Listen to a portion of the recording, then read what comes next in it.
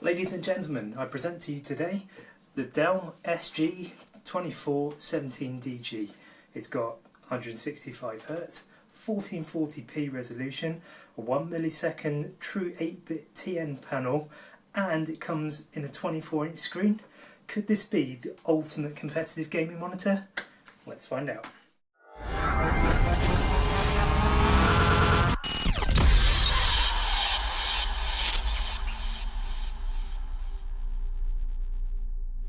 Hello RageQuitters, my name is TerminatorUK and today we're reviewing the Dell S2417DG. This is a 165Hz, 1440p, true 1 millisecond 8-bit TN panel. It has a Gsync module installed inside it to use with NVIDIA graphics cards, and fairly critically it comes in a 24-inch format, so this is quite a rare model, one of only 3 I believe that are on the market at the moment. The other 2 have got written down: the Acer Predator XB241YU and the AOC Agon AG24QG. So apart from these 3 models, you'll be pretty hard pushed to find a 24-inch monitor that has a 1440p resolution with these specifications. So why is that exciting on with this kind of monitor? Well, the main thing is with monitors there's always some sort of compromise when it comes to either how fluid the game is and how responsive it is, which is particularly important for competitive games like something like CSGO or Overwatch, and the overall image quality. So there's usually always some sort of trade-off between those two. More so over the last year or so, if you look at some of the previous reviews that I did, I found it really difficult to get into the realm of a 27-inch monitor. But ironically, now that I've got to a stage where I'm really used to a 27-inch monitor, coming back to a 24-inch monitor is a little bit of a system shock. It almost feels like too small now, which is completely ironic if you ask my friends what I thought about a year ago, because I never thought I'd get used to a 27-inch monitor. But that just goes to show you that you do get used to these things over time. However, that said, a 24-inch monitor is all to do with peripheral vision. You're always going to be able to see, that's kind of the sweet point where you're always going to be able to see every bit of information, all of your enemies towards the far left and right of the screen, and your HUD information. It's always going to be right in your peripheral vision or in your heads up without having to move your head too far. So there's always going to be an advantage with having a smaller monitor. But there's always been a bit of a trade-off there. Traditionally you've only ever had 1080p resolutions, which is kind of a bit, last decade in terms of resolution. PC Master Race, we've moved on to 1440p and above. 1080p is very much the realm of your 60 frames a second console games. So I think we've all kind of moved on from there, and graphics cards are getting to the point, price performance ratio, where 1440p is not really unattainable for ludicrous amounts of money. If you take something like the GeForce GTX 1070, which is a reasonably affordable card, you can expect pretty good and competitive frame rates at 1440p, but obviously with a huge increase in the visual resolution. So if you've got a 27-inch screen, to give some sort of comparison at 1440p, I believe the PPI, pixels per inch, is around about, I think it's either 207 or 209 from memory. Now on a 24-inch screen, you've got to remember the same amount of pixels are condensed into a smaller space, so you're actually increasing the pixels per inch to about 120, which is really, really nice, because when I got this monitor, first of all, I thought 120 pixels per inch was going to make text and all of those things outside of gaming, and even gaming and size of models themselves, I thought I was going to make it just a bit too small, but that's not the case actually. You don't actually notice too much of a difference from a 27-inch monitor. You can still use websites absolutely fine, and I turn Windows scaling back down to 100%. Windows recommends 125%, but if you know Windows well, the scaling in Windows is absolutely, well, shocking, let's say. So you want to try and avoid that wherever possible. But the great thing about this is that makes all of those things outside of games usable, and even in games like your HUD elements, not too small, yet that additional pixel density just makes everything just that little bit more crisper than a 27-inch monitor. It's almost like you're cheating, that you're kind of like moving up to the pixel densities of a 4K screen, but not with the actual pixel amount that you need to drive using the graphics card, if that makes sense.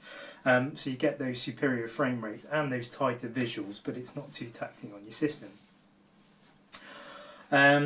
Okay, so that's some of the overview of the monitor. So what can we say specifically about this particular monitor? So first of all, what I want to say is Dell. Dell is a brilliant monitor manufacturer to go with. Now, I can definitely say that hand on heart, honestly, this review sample was actually purchased by RageQuitters. It wasn't actually sent by Dell.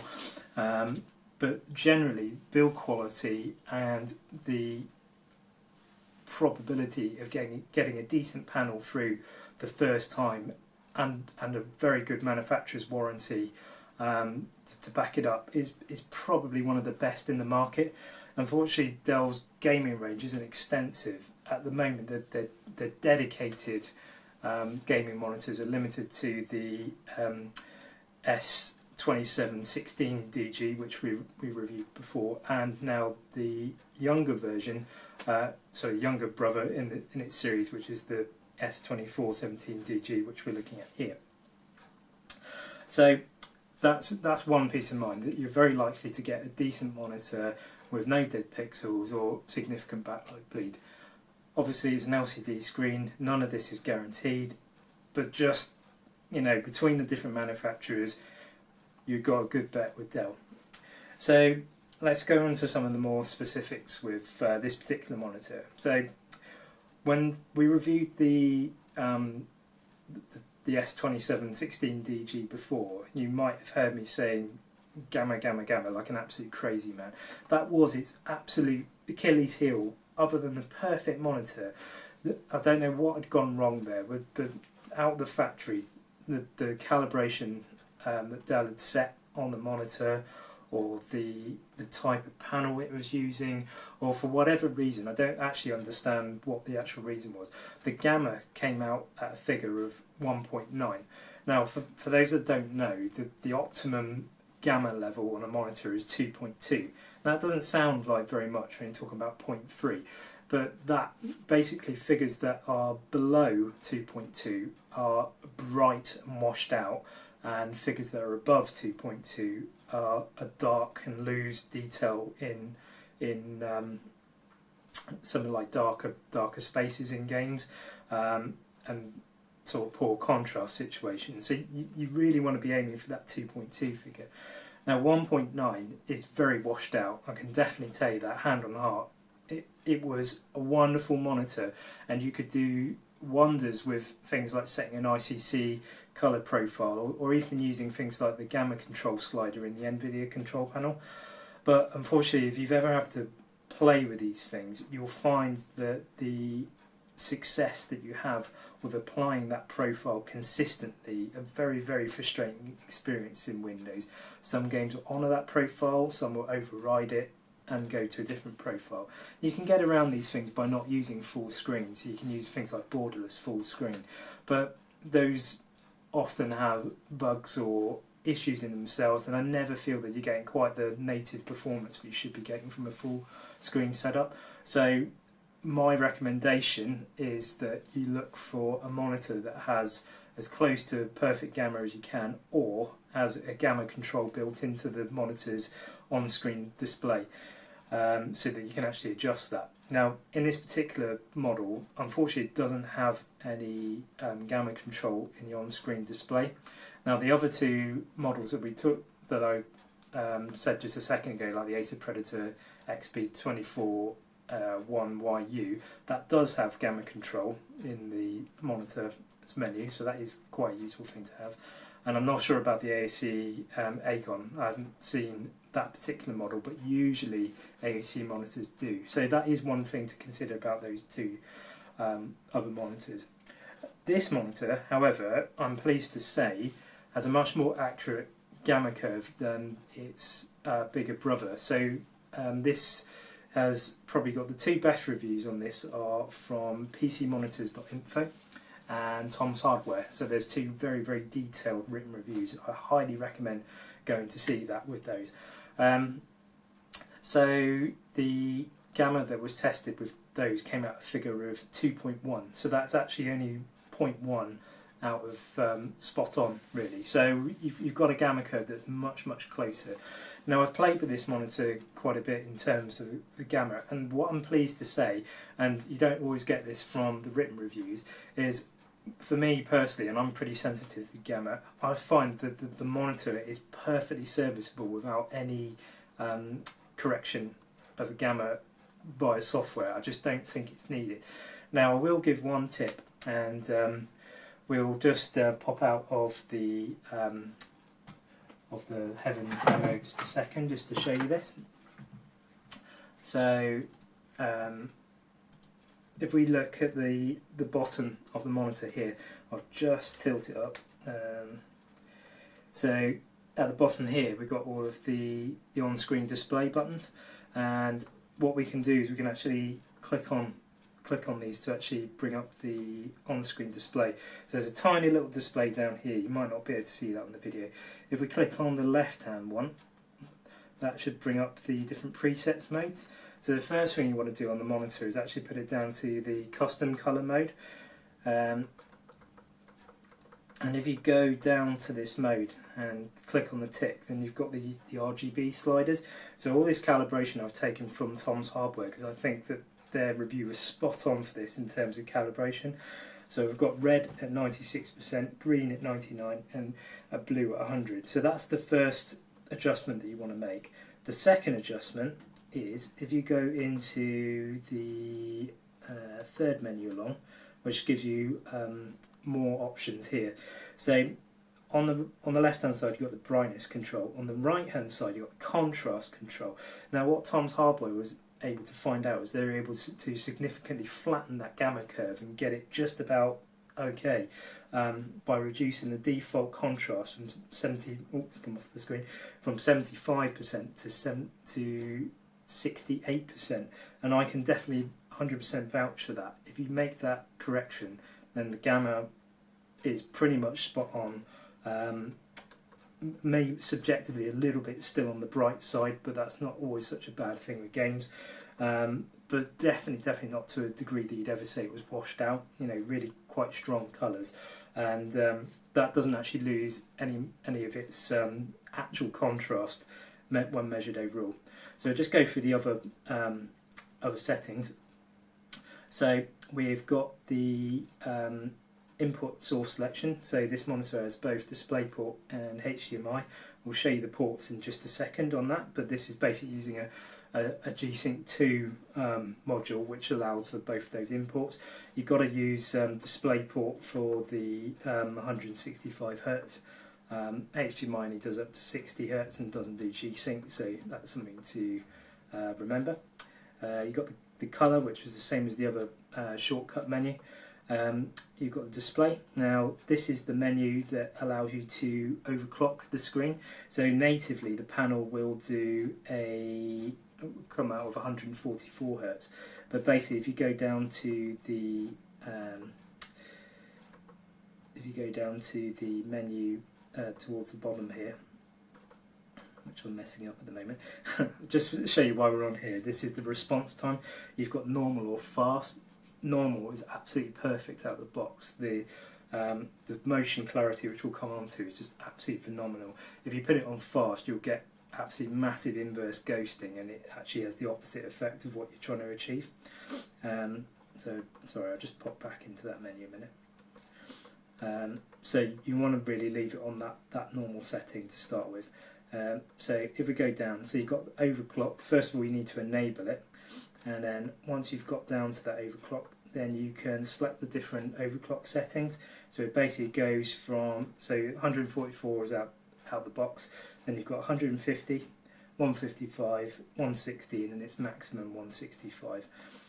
Once you've done that, then you have to actually, it prompts you and you have to actually reset the display to be able to do that, but I won't do that for now because I've already done that.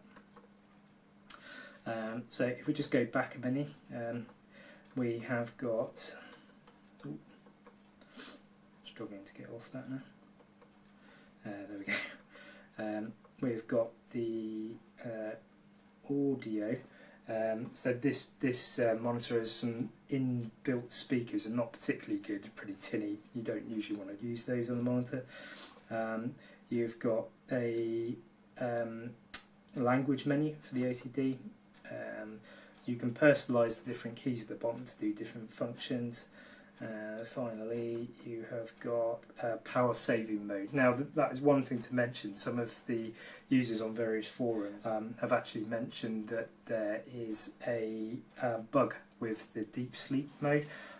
If you turn this power saving function off, you can get around that bug. So I did that straight away from the start and I've not had a problem since. So that's definitely something I'd recommend.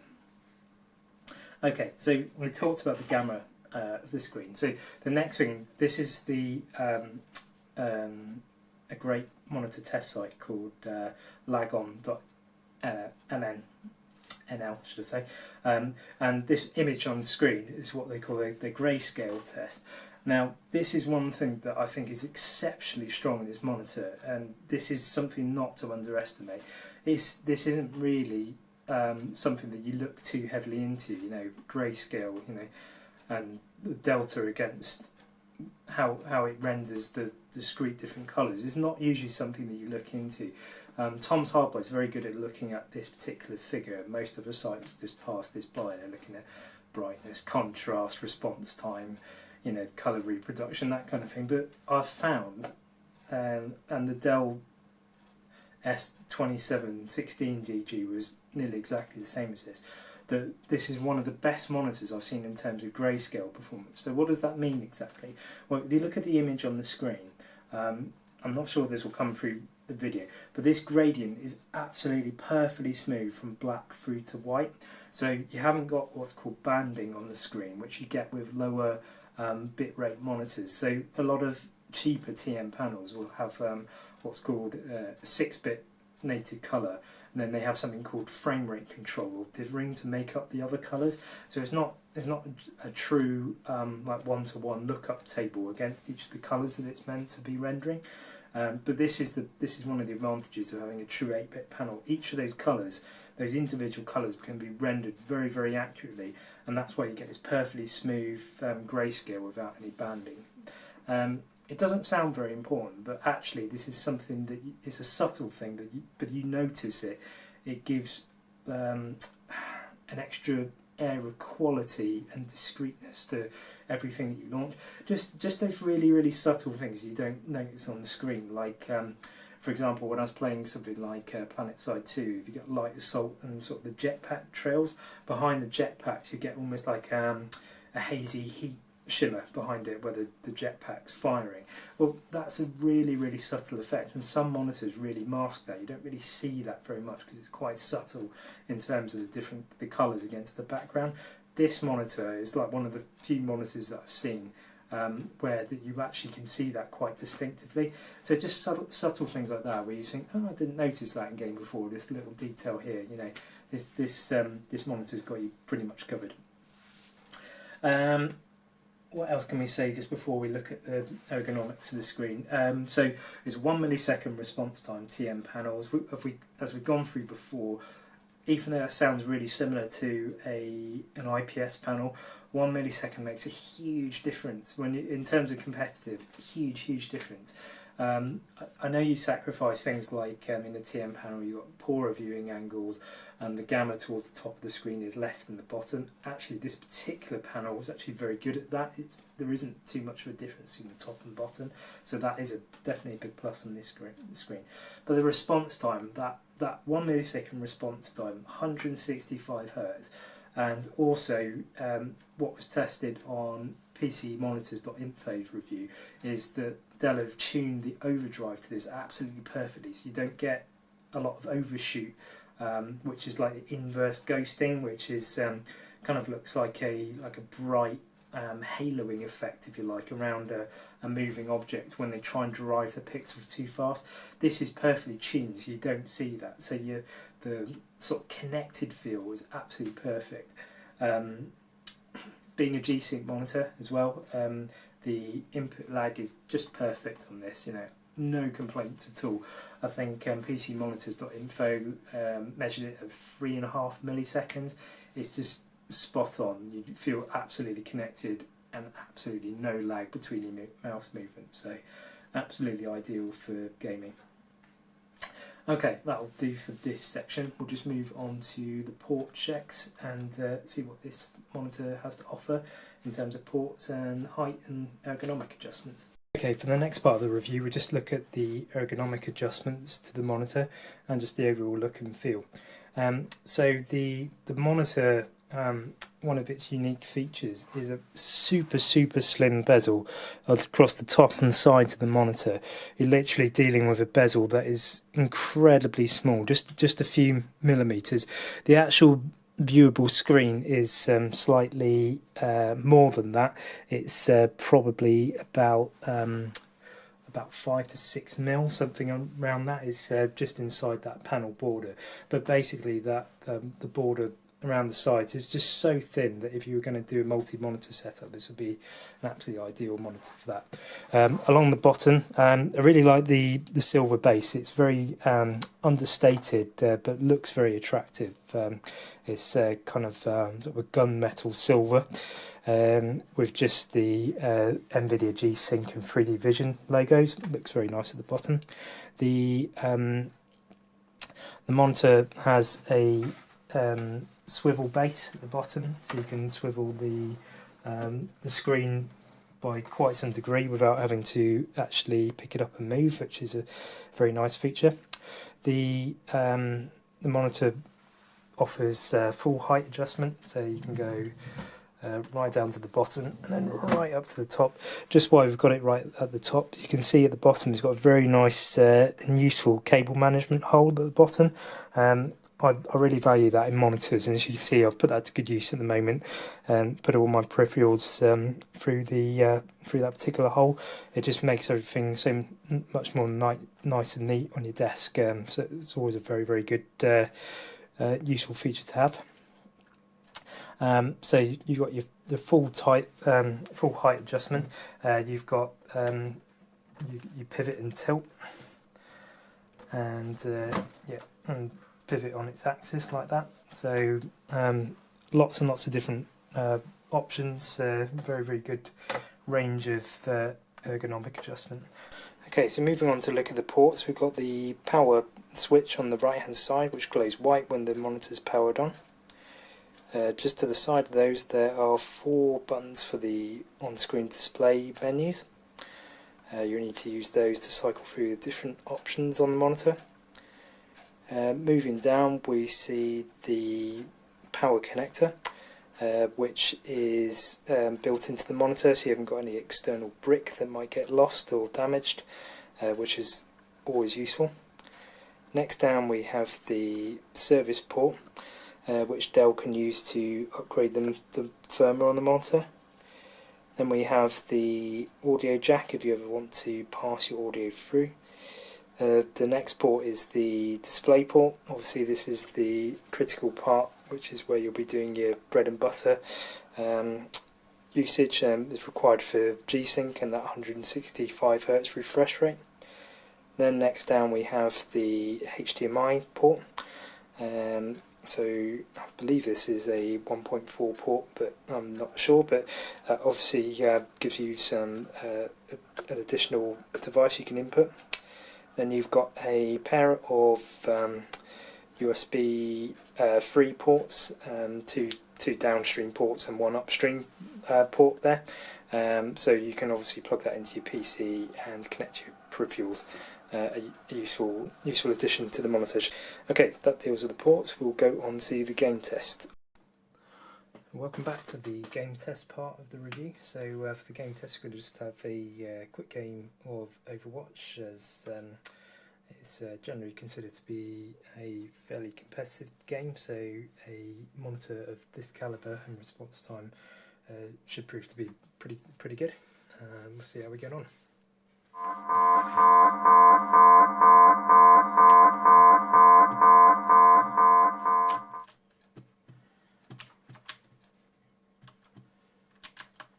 So I'm actually using this in conjunction with a Core i7-4790K at 4.5 GHz and a NVIDIA GTX 1080 Ti. So we're actually hitting consistent 165 frames a second.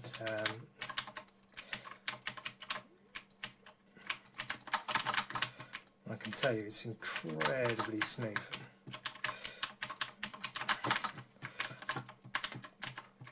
You just feel out every single shot that you're performing. Just it's a real pleasure to play.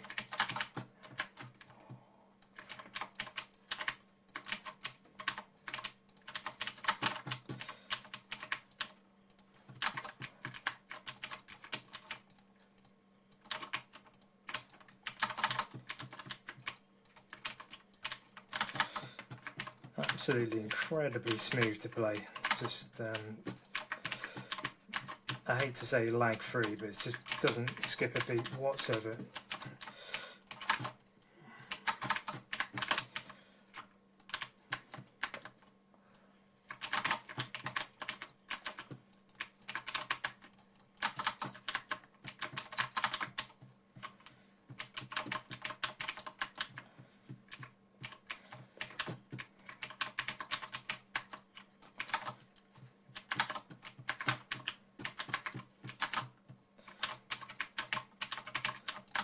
The connected feel is just so complete that you feel like you're cheating almost.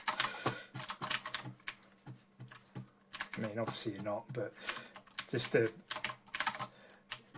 give you some comparison to what advantage this is giving, I've actually been revising for exam for the last 2 to 3 months, so I really haven't been playing many games at all.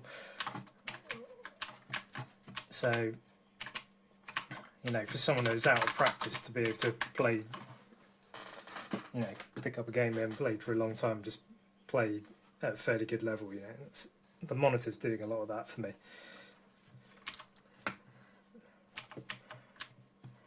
Absolutely phenomenally smooth, just zero smearing or ghosting. This is like the most sort of connected feel I've ever felt with a game before. It's truly phenomenal.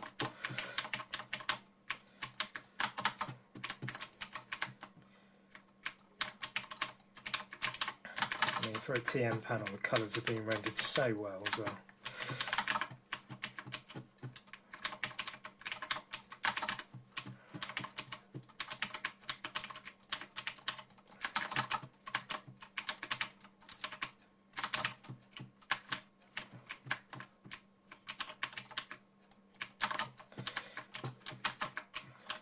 Heat myself up a bit.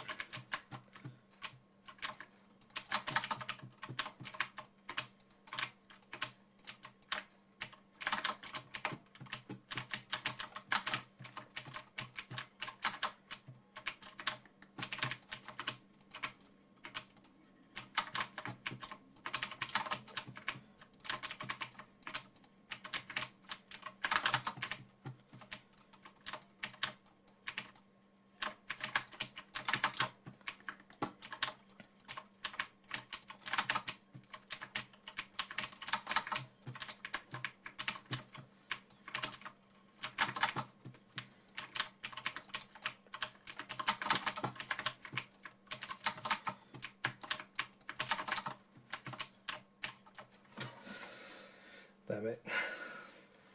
Good shot by Hdmi there. But yeah, I mean, to be able to do this video, I'm at like not a 45-degree angle, but probably about a 35-degree angle, so you've got a front side view, so I'm not exactly comfortably playing in an optimum position for this monitor, but the viewing angle is still, you know, it's not washed out,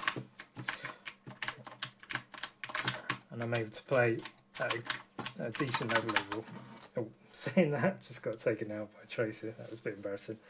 Should have put my heel down, but you know, totally my fault. Nothing to do with the monitor at all there.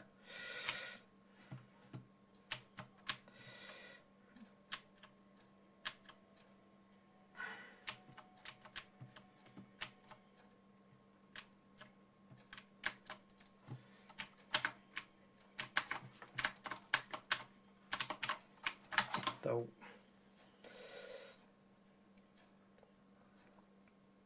Come on team, win it for me. Skills are rusty at the moment. Yeah, there we go, boom.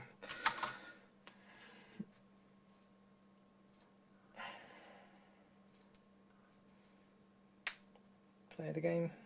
I doubt it. Nah. Well done, McCree.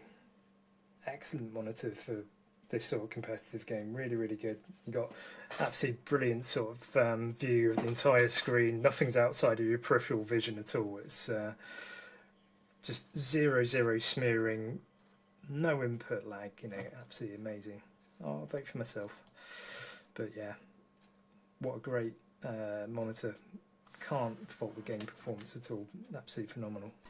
Well folks, that brings us to the conclusion to this video. So we're going to summarise a few points. One of the things I've just remembered that I didn't say during the review, the coating on monitors, it's not something that you'd probably consider too much, but TN panels are usually known for a fairly thick anti-glare coating, so like a matte finish, which will detract from the picture quality. The good thing to say with this one is actually quite a light coating, much more like the modern IPS panels. That does actually make a big difference to the perceived contrast and cleanness of the image, if that's a word. Yeah, that's definitely an advantage. So I'll just go through some of the negative points, because I didn't really cover too much of the negative points, because most of the review I was saying how great it was. There are a few negative points. For some people, you probably still find that the gamma is just a little bit too bright and a bit too washed out, but I definitely wanted to state this, because this is one of the reasons I wanted to get the monitor to see it for myself.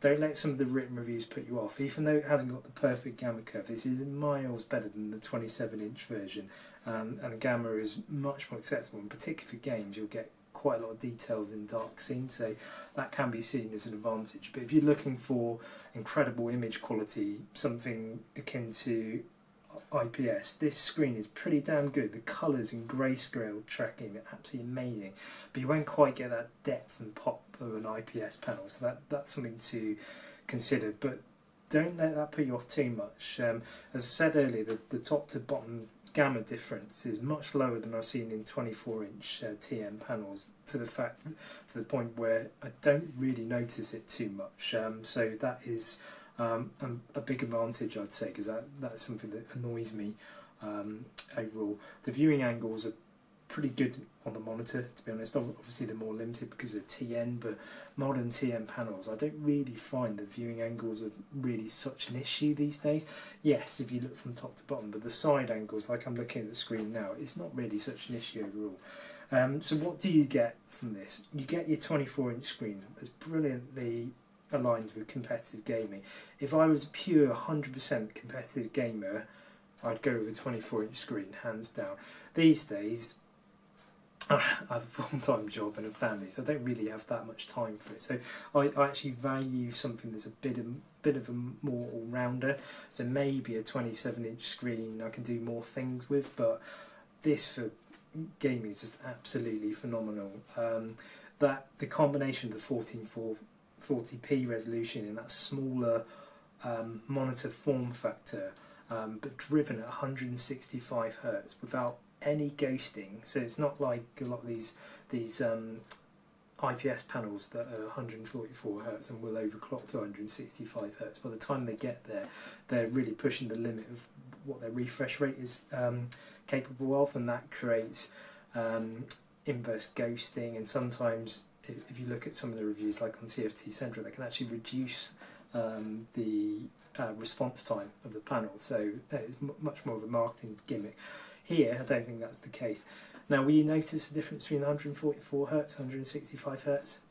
Not really. It's really smooth, and you benefit from the additional frame rate. So I noticed the additional frame rate, but it isn't sort of night and day. You're not talking about the difference between 60 and 120 Hz. It's not like that. You know, wow moment. It's a nice to have, but it's definitely not a deal breaker whatsoever. One thing to note, which you won't find on many review sites, I actually tested this with my AMD Fury X that I had before I changed out to an NVIDIA card recently. If you do use an AMD card with this monitor, even though you can overclock it in the menu to 165 Hz, you'll still find in Windows you're limited to 144 Hz. But as I say, no biggie, you're not really missing out on anything. The response time of this monitor is just incredible. It's probably, hands down, probably the best response time I've ever seen. Input lag, non-existent, you're fully connected with the monitor. I haven't even tested ultra-low blur mode. I know that it reduces the panel's brightness by a good margin. I honestly think at this resolution and frame rate, if you can hit 165 Hz, that it's completely not required. I know the hardcore forum goers on Blur Busters would disagree with me, but really we're getting to the point where the refresh rates are so high that having that strobe monitor isn't really a requirement. And I've used some strobe monitors in the past, like the ISO Forest, I'm forgetting the model number, 2423, FG 2423 I think it is. It's been a bit of a while. That was 120 Hz and that had like a Turbo 240 strobe mode.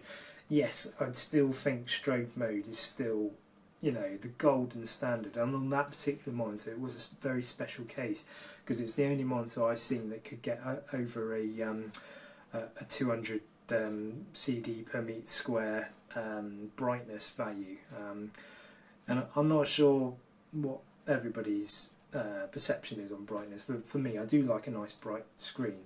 I certainly find that anything under 200 is, you know, just too dark, and most of these ultra low blur modes are anything from say about 120 up to about 150 CD per meter squared, and really it's just not enough. It's too dark. But as I say, and you sacrifice G-Sync because you can't use both at the same time. But as I say, with this monitor, it's just totally not required. The connected feel in it is just absolutely perfect. So let's conclude. It's a 24-inch monitor, 1440p. That's pretty rare in itself. 165 Hz, flawless overdrive, colours really good, grayscale amazing, gamma pretty much. It's not perfect, but it's pretty much there. You got a light coating, understated design. You know, this is a damn good monitor, a really good monitor. There's nothing more left to say. This absolutely has to have our gold legendary RageQuitters award. Absolutely superb. Well done, Dell. You've corrected all the issues of the S2417DG in my opinion, and you know, you produced a phenomenal monitor. I'd say probably only one negative side is this in the UK retailing for about £400. I think that's really expensive. I really think that you're paying G-Sync tax on that. This could be a monitor that should be the 300 to 350. We are only talking about a 24-inch screen, but as I say, this is really premium in terms of 24-inch screens. That 8-bit panel depth is, it's just gorgeous. Highly recommended. I really would recommend go and get this monitor if you're looking for something in the 24-inch region with G-Sync and a 1440p resolution. Well, that's it. If you enjoyed this video, please hit that like button, really helps us. If you didn't enjoy it, hit the dislike button, save anybody else having to endure our lengthy videos. We've always said we like our lengthy videos. You know, I know everybody goes for those, you know, 8 minute short and sharp and sweet videos. That isn't our style. We put loads of detail in. It's a one-to-one session with the camera. You know the score. So if you like the video, hit that like button. If you like this format of video, great. If you don't like it, we're probably not ever going to change it, so don't subscribe. But if you do like this format, hit that subscribe button. I've been Terminator UK, thank you very much for watching.